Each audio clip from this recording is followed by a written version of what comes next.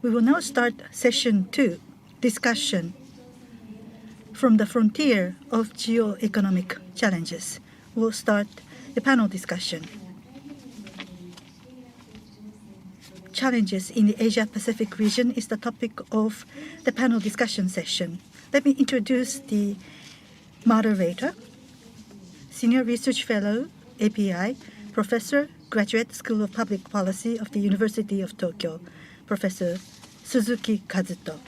Panelists: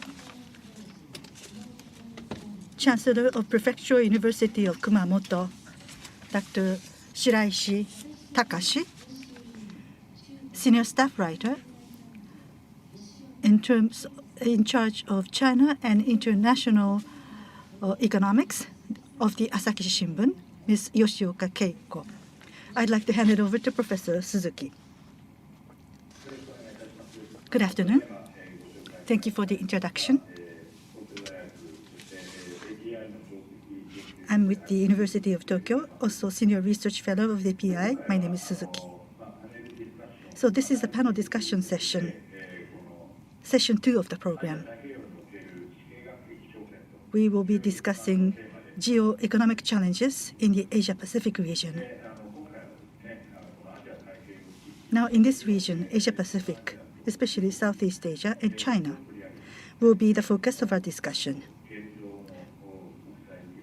International geoeconomics, how it is changing. Those are the things that we would like to discuss in this session.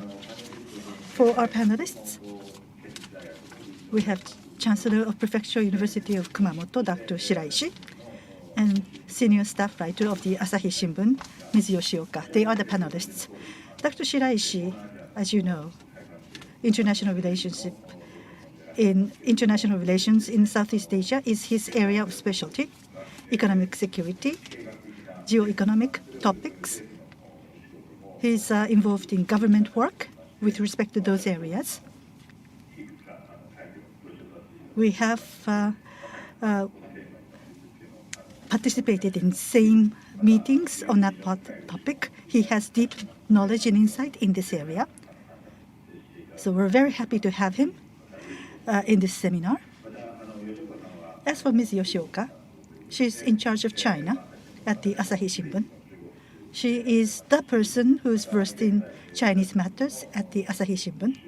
And as a special feature of Asahi, what is economic security is the topic that is being handled in a series of features at the Asahi Shimbun. So she's also an expert on geoeconomics.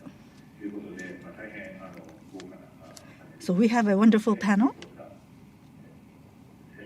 and I'm very happy to be able to organize this session with these panelists. In this session, we are talking about geoeconomic challenges in the Asia-Pacific region. In the first session, there was a discussion of what exactly is geoeconomics, including Ambassador Blackwill. So based on that discussion, China was the focus in session number 1, and their influence is being felt in Southeast Asia. How that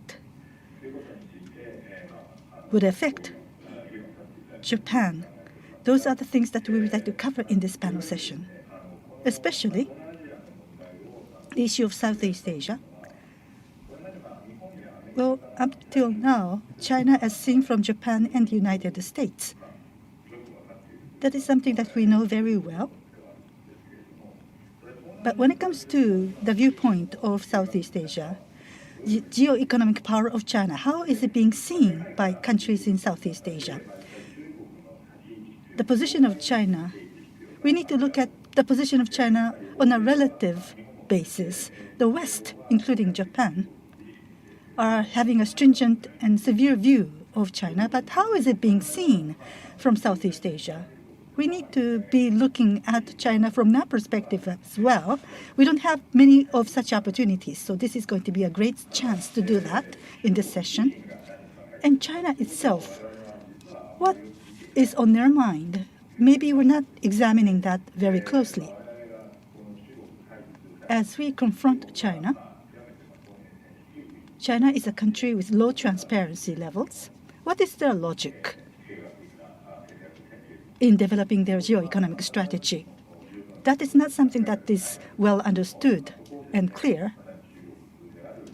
But Sino specialists, Ms. Yoshioka, we would like to hear from her what her thoughts are.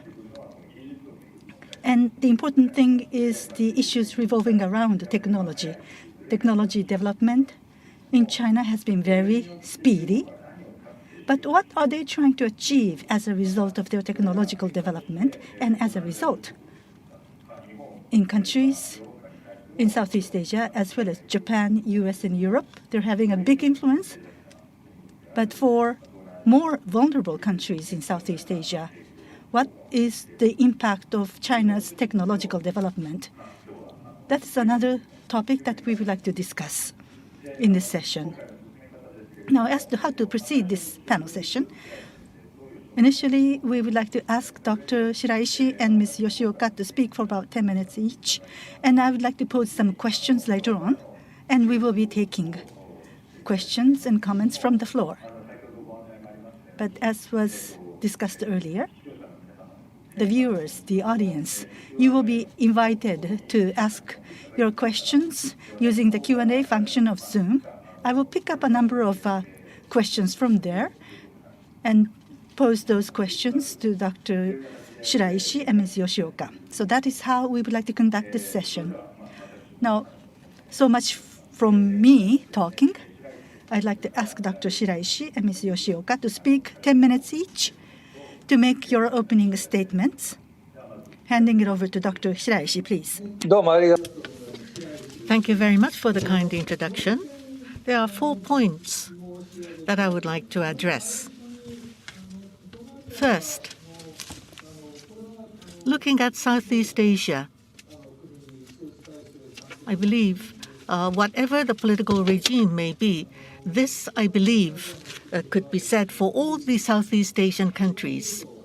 Economic growth that has been the priority for all of the Southeast Asian countries. For the past 2 decades, up until the COVID pandemic, up until 2019, for the 2 decades, per capita income, if you look at the growth, for example, Myanmar, it has grown by more than 4-fold. And the Philippines, Indonesia, Vietnam, more than double. And as for the other countries, they have grown by almost double. So as compared to the developed countries, those countries that have risen in terms of living standards, and they have greater expectation today. Unless we can respond to their expectation, the political regime cannot persist. China, United States, Japan, and the developed countries and the peripheral countries. So in terms of foreign policy, you need to look from such a perspective. Now, when you focus on China, China will continue to grow and rise, meaning that the Chinese market will become bigger, and then direct investment that will be coming from China to the other countries, and also loans will be extended, and development financing can also be extended to the Southeast Asian countries. But having said so, Southeast Asian countries do not want to totally depend upon China. So I would say, not as a national policy, but many state-owned companies,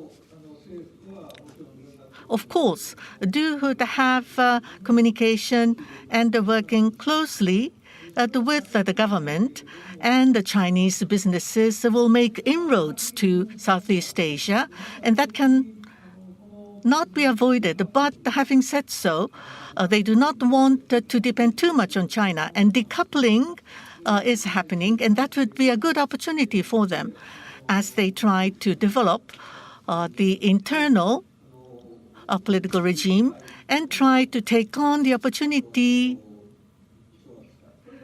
provided to them because of U.S.-China decoupling. So that is very important. Now, secondly, having said so, in terms of national security, Southeast Asian countries are still very alarmed over China. Because if you look at Chinese behavior, this is very clear. And already from 2010 and onwards, as the Foreign Minister Yan Jiechi has said, at the ASEAN Regional Forum, China is bigger than any of you. That was a statement made. Since China is a great power, the small power needs to be silent and listen to what China says. That is what is meant by what Yang Jiechi has said. This, I believe, is the rules making by the colonial powers, so to speak. And in South China Sea, China has declared that everything belongs to them. But the Southeast Asian countries cannot really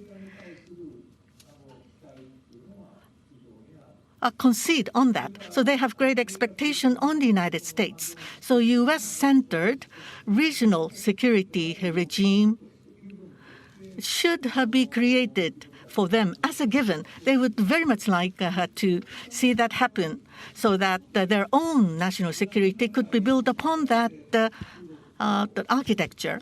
In South China Sea, those countries who have dispute with China, this is very, very clear to those countries.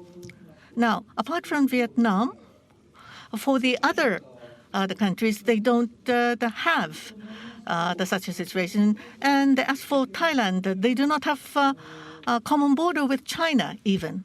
So geopolitically speaking, for the continental part of Southeast Asia and the littoral countries in Southeast Asia would have totally separate the view on national security. Now, on the other hand, the risk of sanctions, when they do something that may be dissatisfactory to China, as they have experienced, in many ways and forms, harassment that will come from China. Sanction could be imposed by China that under the Aquino administration, the Philippines had been harassed by China. So the export of commodities or tourism will be affected greatly. So there are potential major risks involved. So if possible, they don't want to be in the front line, to not want to squarely face China. They don't want to antagonize China. So as a behavior, if they are forced to choose between U.S. and China, they don't want to do that. So they would like to strike a good balance between U.S. and China in their mutual relationships. So then, what about Japan? In terms of relationship with Japan, what I can say is that I believe credibility and trust of Japan is quite high amongst the Southeast Asian countries. It may not be true today, but Japan used to be a great economic power. And in Asia-Pacific or in the Indo-Pacific, if you take everything together, more than half the share that was taken by Japan. But Japan never have stated herself to be a great power. And Japan has never thought to bully the smaller countries. So there is a great trust and confidence over Japan. But at the same time, as we see harsher competition between U.S. and China, and Japan is being allied to the United States, and as Japan make stronger ties with the U.S. as an ally.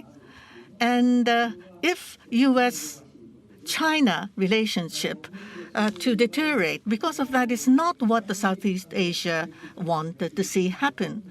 Even with the U.S. and China being contentious, Japan should engage with China in some way, and freedom of action, a latitude of action needs to be ensured for Japan.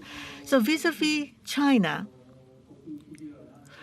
the state-owned companies do have many different projects in relation to BRI. So if you are to try to transact with China on one-on-one basis, there are adverse effects such as under the table, the very expensive projects that need to be committed to. But when and if Japan is also involved, Japan could be utilized as a lever for the Southeast Asian countries. So in that sense, for the ASEAN countries, Japan should have its policy so that Japan could be utilized by the other Asian nations as a leverage, as a lever. Now, the big difference between Southeast Asia and Japan is that looking at the business model, there are all sorts of interesting business models are being presented, but the technological foundation to support such interesting businesses are not present in Southeast Asian countries. On the other hand, China on 5G and cloud services or satellite communication services, China will bring in those technology and try to exercise control over Southeast Asian countries. The experts do understand that, but that has not become a political issue yet. So in a sense,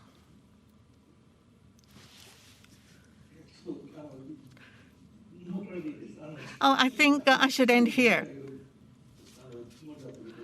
I forgot my conclusive remark. Now I remember. So China, through the BRI, is trying to build smart cities and digital. The mode had to be established. And Japan and US are also talking about smart cities. And China has been talking about the digital Silk Road. And Henry Kissinger has said that for China, foreign policy is like a game of Go. And as an analogy, I think that was quite an appropriate analogy. So right now, it is still at the very initial stage of the game of Go. China is trying to create a certain pattern on the Go chessboard, but we do not know whether it would constitute a sentence or not. Thank you so much. That was really thought-provoking. When we look at Southeast Asia, it's rather difficult for us to grasp it, but Japan could serve as a lever. Thank you so much for those suggestions, insightful remarks. Ms. Yoshioka, what does China think? What is China thinking about? 10 minutes, Madam.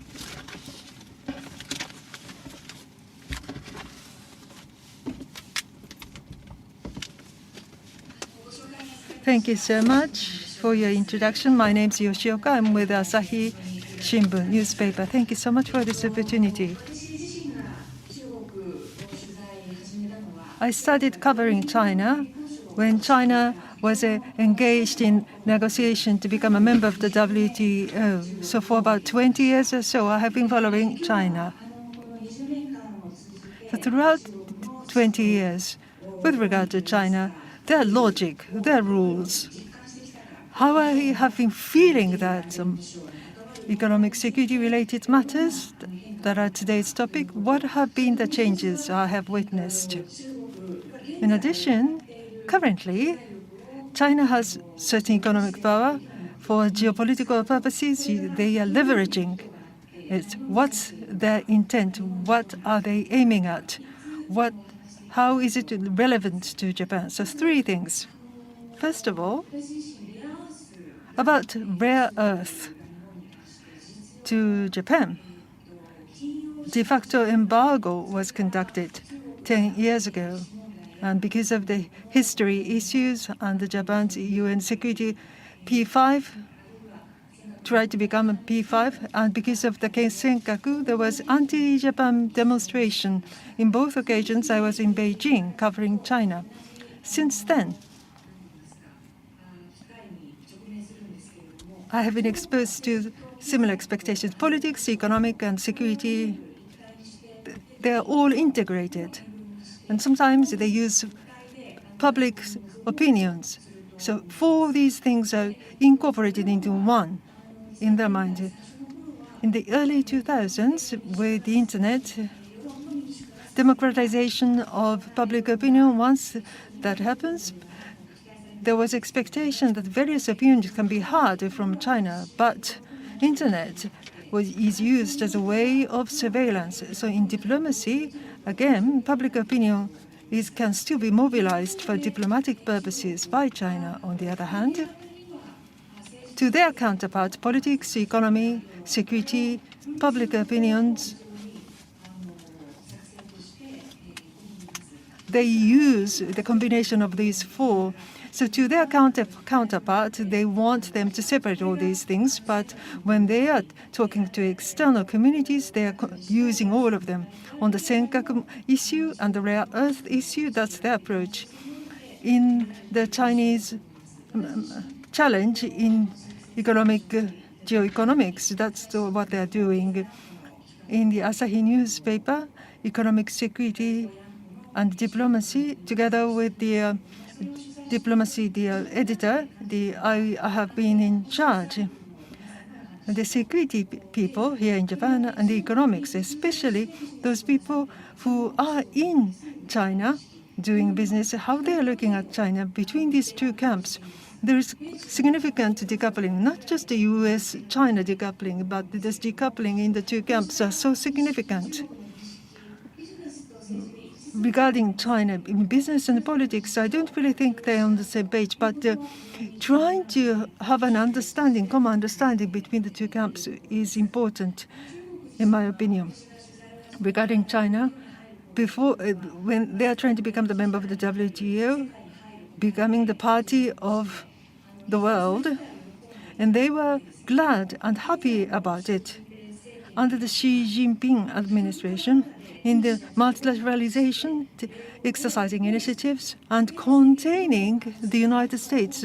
That's one of the major pillars of the Xi Jinping administration. In the past 20 years, this has been a major change. Mao Zedong, the third world theory, it's almost, you could think there's some similarity.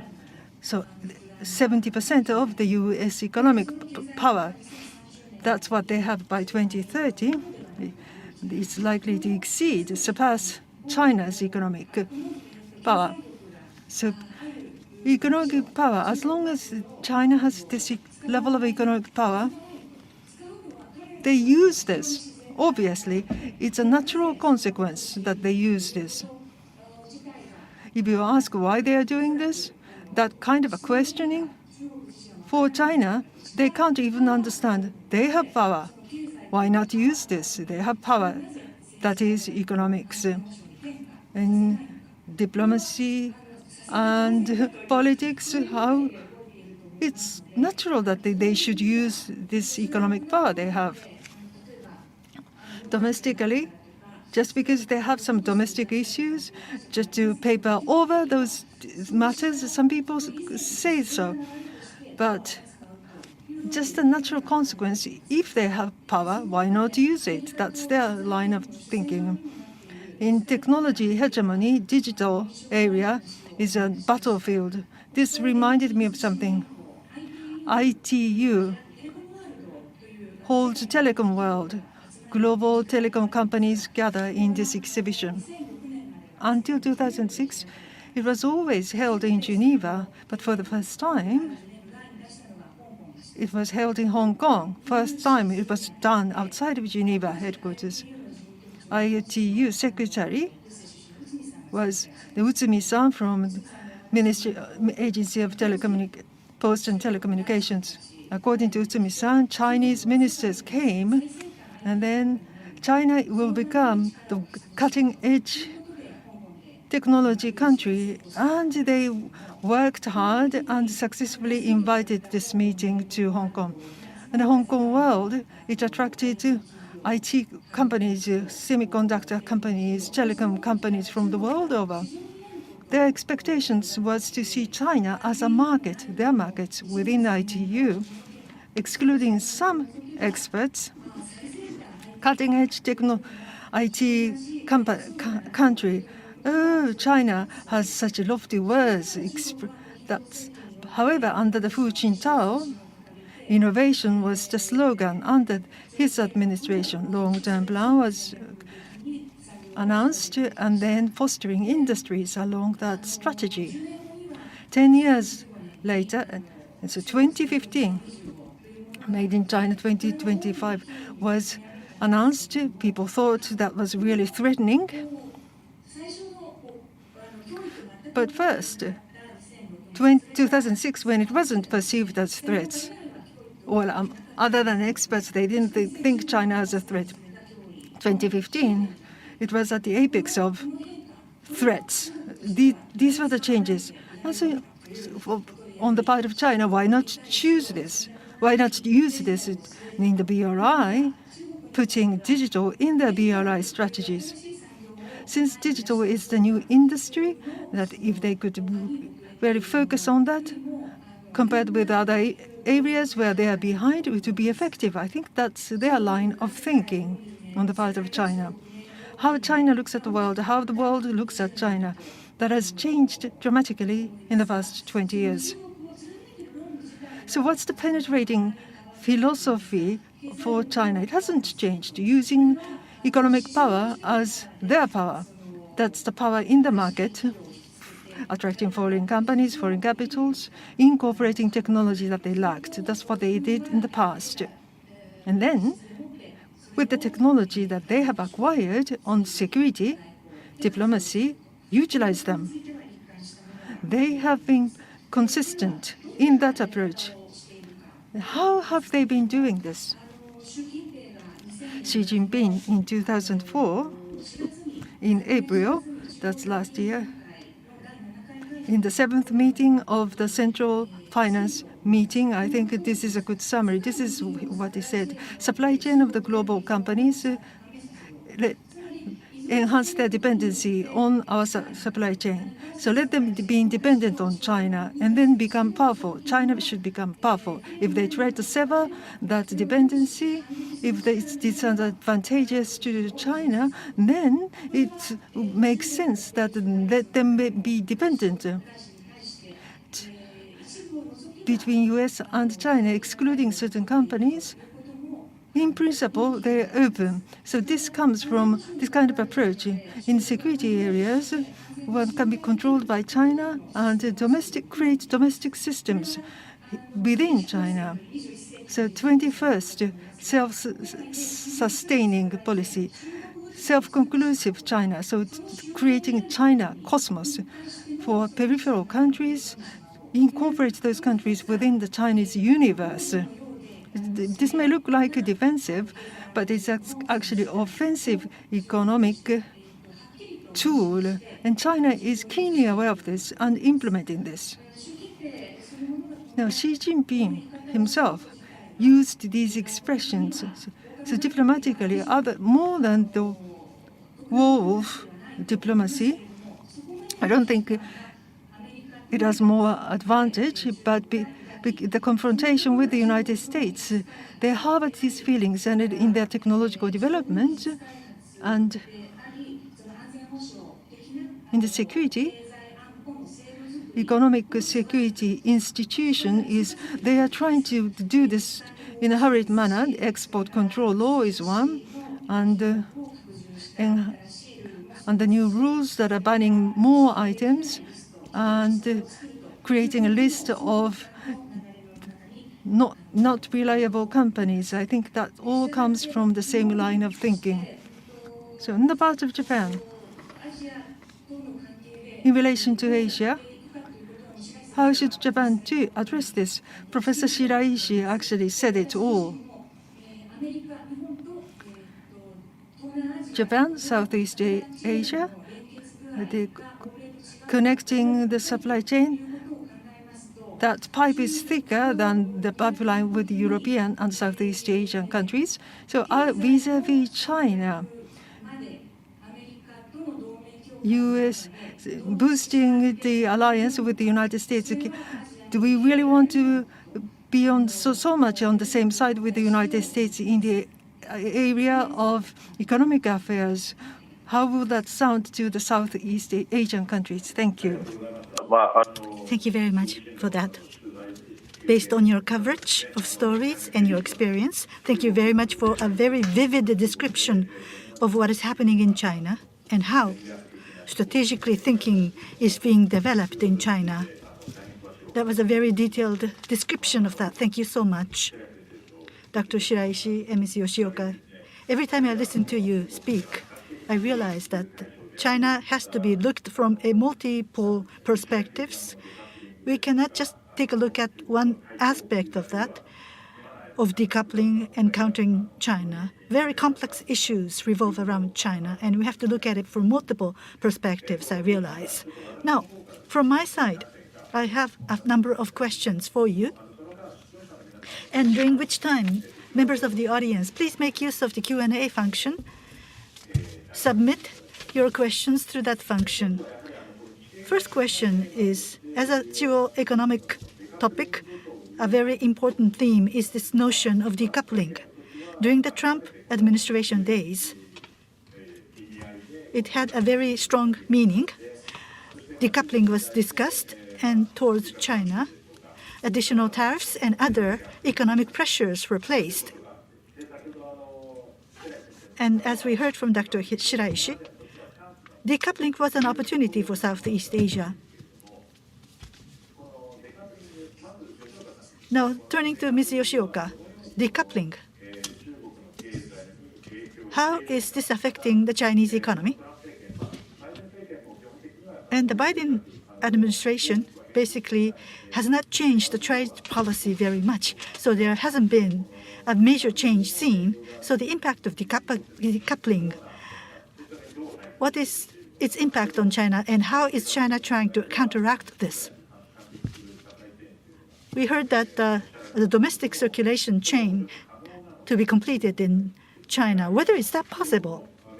Because China is dependent on the United States. Semiconductor is a typical case in point. And to Dr. Shiraishi, through this decoupling, Southeast Asia, you said that they are looking at this as an opportunity, but Vietnam, as an alternative to China, they are playing a role. But there are other countries in large numbers, and we talked about technology. In Southeast Asia, they don't have the technology base to support all these activities, as you proposed at the end of your talk. So in China, you can obtain certain things, but many things cannot be obtained in Southeast Asia. So through decoupling, this opportunity that emerged as a result of decoupling, are they able to take hold of this opportunity well? And for Southeast Asia, what kind of opportunity is this presenting in Southeast Asia? Is this being successful? I'd like you to talk about this first. And first, turning to Ms. Yoshioka, can you give us a comment, please? China, in this U.S.-China confrontation, what kind of impact is this decoupling having on China and their economy? As Dr. Suzuki, you have said, in the semiconductor issue, or Huawei, 5G, it's not just domestic China, but Huawei's global development. This is having a major impact. Huawei is outstanding in 5G. That was the evaluation that world over had, but there has been a reversal that in this decoupling, the so-called friendly nations to China, it's now limited to friendly countries to China, this Huawei development. And on semiconductor, be it electric vehicles and other areas, this is having a major impact in broad areas. And researchers at the universities, international students, there used to be large numbers of such students studying in the U.S. and returning back to China, or even if they stayed in the U.S., they would continue to have exchanges with new enterprises in China, and that used to be the source of strength for China. But that kind of a movement, because of restrictions placed in the U.S. for exchange between people, there has been restraint placed. This is not just a short-term issue. Over the long term, this is going to have an impact. Now, in this context, management of data, control of data, they are placing a lot of importance domestically, and instrument of export controls, they are having such instruments, and they are trying to counteract the moves by the United States. Of course, they don't have transparent rules, so the operation is intransparent. We don't know how that will be implemented. But taking such measures as defensive measure in the U.S., Japan, and Europe, there could be intimidation, and they are having a reaction to that. So this kind of impact is gradually having on China. And Xi Jinping is having this slogan of having a domestic circulation to complete itself. Thank you very much. The sense of crisis as held by China, as Ms. Yoshioka has described, I believe it has become much clearer and more specific. Professor Shiraishi, please, 3 points. On decoupling, there are 2 different meanings. One is, which is normally understood, for example, in the area of semiconductor, the global supply chain itself may be decoupled. But in Southeast Asia, this is not a major factor. For example, Huawei, for introducing 5G, whether Huawei will be able to come in. Apart from Vietnam, Huawei is already have presence in all the other countries of Southeast Asia. So, to a certain extent, Huawei is technological, reliable, and if it is cheap in price, countries are willing to accept the Huawei. So decoupling in this sense may not be that significant. But secondly, U.S.-China trade friction and export from China may be imposed a very high level of tariffs. Then not only the multinational countries, but Chinese companies will move into Southeast Asia and going from Southeast Asia, via Southeast Asia, Chinese businesses will try to export to the other countries like the United States. So decoupling means inclusive of investment from Chinese businesses. For the whole global economy, there would be a major realignment that being seen. And what would be the position to be taken by Southeast Asia? And that would be more important the policy issue for the different governments. And as Professor Suzuki has pointed out, whether there is a technological foundation to be found in Southeast Asia, how to nurture and develop the talents, the human resources necessary for the industry. So what may be the expectation of Southeast Asian countries to Japan is, apart from foreign direct investment, it is no longer the ODA. It is more direct investment. And also, when and if a government is involved, then how can Japan help in training the industrial human resources? Now, I mentioned about Chinafication. That is to say, in the remote provinces in China, a similar situation is seen in Cambodia, Lao PDR, Myanmar, and so forth to a certain extent. For the past 10 years or so, also happening in Malaysia as well. So in terms of GDP ratio, the Lao PDR and the Guizhou, the province is almost the same in terms of GDP. So even though Lao PDR and Cambodia may be on the other side of the national border, But the local provinces in China are quite similar. So the Chinese businesses are going into LPDR and the Cambodia. And they feel like it is like their local provinces. But on the other hand, because they are separate states, separate the country, something like a shady transactions like gambling and so forth could be freely done. So decoupling may mean that the transaction may be even boosted. Now, for LPDR in Cambodia, in terms of GDP, it is more than double. And for Myanmar, Malaysia, it is 70% to 80%. And for the other countries, it's quite low, about 20% or even lower. So in that sense, if you look at these numbers, even when you say Southeast Asian countries, the relationship with China varies and very different from country to country.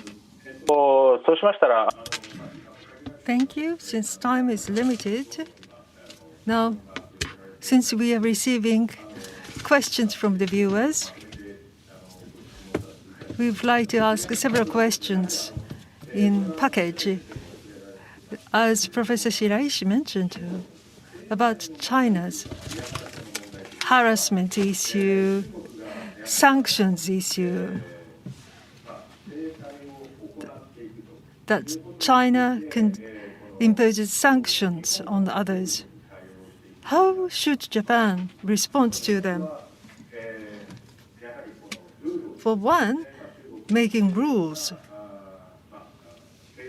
so that with China's economic power, so that China would not leverage their economic powers.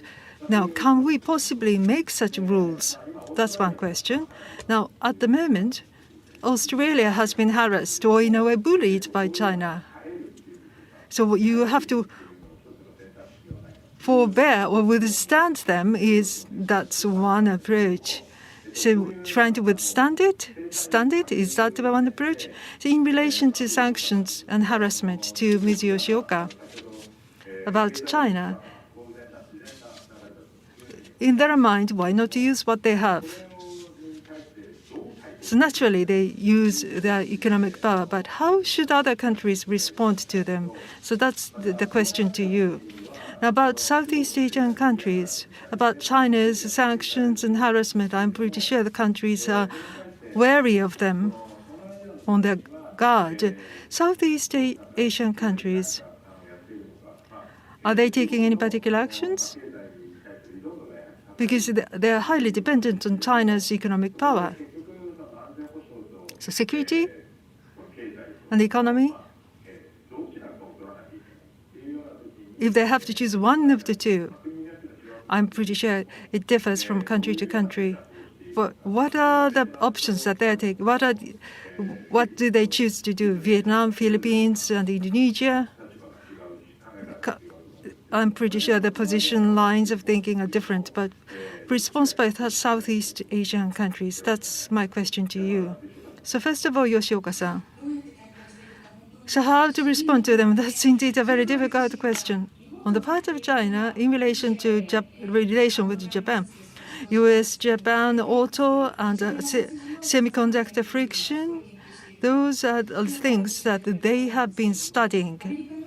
But the U.S. key currency dollar, the economic and sanction-based diplomacy using U.S. dollar, China has been searching them. So it's the prerogative because the U.S. has this particular power. They were being able to do this. Now China has come all this way. So with the backdrop of economic power, they want to use their prerogative. So they have this will, and they're exercising this. Can we stop this? How can we counter that?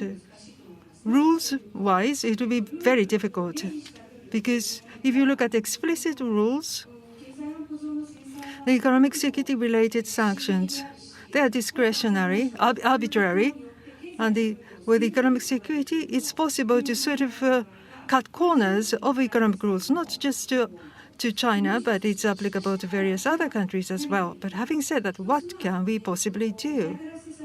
When the country is harassed or company, importantly, they shouldn't be isolated. China being unreasonable, and then if that particular bullied country is reasonable, then there should be red line. So WTO, international organizations, even the case that international organizations or formal organizations cannot take up their voice, it's very important that other countries will listen to this. Unless you show the red line to China, China will think, I am sure that it's their territory. So the red line must be shown by a large number of groups. So lowering the economic dependency in the long-term basis, yes, of course, that should be done. Thank you.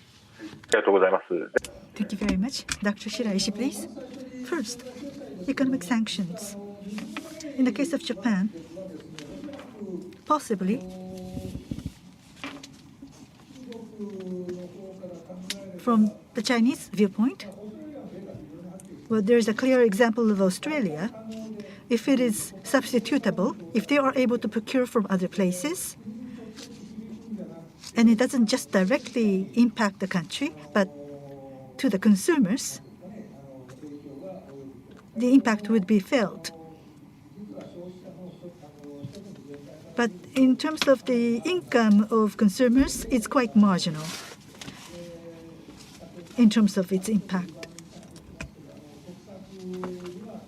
And it doesn't impact the national policy. Wherever it suits these three policies, China would use its economic sanctions. That is the general way that China behaves recently. So this is an area where I have a slightly different view from Ms. Yoshioka. In the case of rare earth, Japan used WTO. So if it can be used, it should be used where possible. But when I speak to business managers, they ask what they should do. They always raise that question. There's not much that we can do about it. The only thing that I say to them is, don't try to depend and rely on the Chinese market too much. That's about all we can do. Then what should Japan do? There's not a very good way around, honestly speaking. But still, the more that they hit us with such sanctions, then there's going to be strong reaction from the public opinion. Then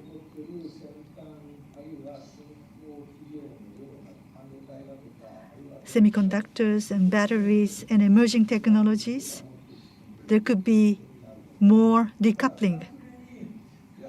Secondly, in Southeast Asia, for example, Vietnam, Philippines, and Indonesia, how are they responding? Basically, on the security front, as much as possible, US, Japan, Australia, and India, and in the case of Vietnam, Russia would also be included. They try to coordinate with these countries so that economically, as much as possible, they want to remain open.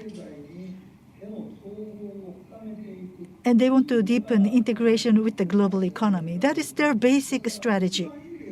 A very good example is Vietnam. ASEAN Economic Community, before its emergence, Vietnamese Communist Party's political committee member, I spoke with them for about 1 hour, and he said that if you join ASEAN Economic Community, Vietnamese auto industry would be devastated. That did happen, but they knew that, but still, they wanted to be integrated with the global economy. That was the direction that Vietnam was oriented. That is why they joined TPP. The US withdrew from TPP, so the momentum of TPP has been lost. But the basic thinking is you need to be integrated deeply with the global economy to try to reduce the level of dependence on China. That's their basic thinking. So conversely speaking, something I had said earlier, countries such as Laos, Myanmar, Cambodia, it's very difficult for them to take that option, especially Myanmar. If you look at their trade partners, it's very, very starkly clear. It's very difficult for them to take that option right now. Thank you very much. So looking at Southeast Asian countries and also for Japan, we are plunged into a dilemma. Because we are more open and be integrated with the global economy, the China influence will also become greater.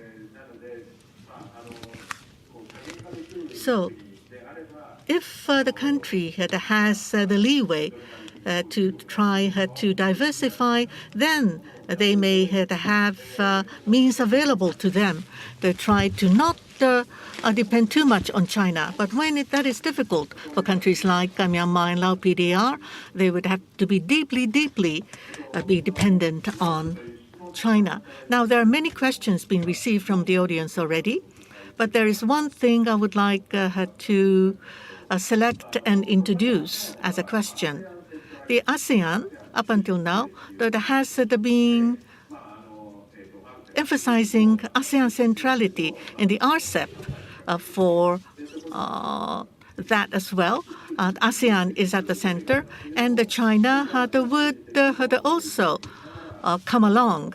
So with ASEAN at the very center, we are to create a diverse mechanism for the trade in the Asia. Now, as Japan has been leading the way for the FOIP as well as the CPTPP, even so, China is still a great player.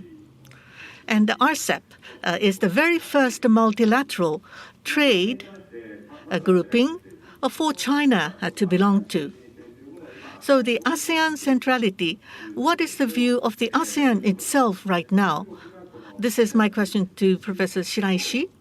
Now, to Ms. Yoshioka, for the ASEAN centrality, I don't think they would try to withdraw, but how are they to utilize this concept and the response of China?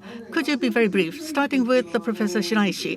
ASEAN centrality from 1997 to 1998, after the East Asian financial crisis, ASEAN plus 1, ASEAN plus 3, ASEAN plus 6, those groupings that have been formulated, when the regional architecture was created, the ASEAN was providing the forum, and ASEAN was at the very center. But at the ASEAN summit in 2012, that, I believe, has been the turning point. This was held in Cambodia, and Southeast China Sea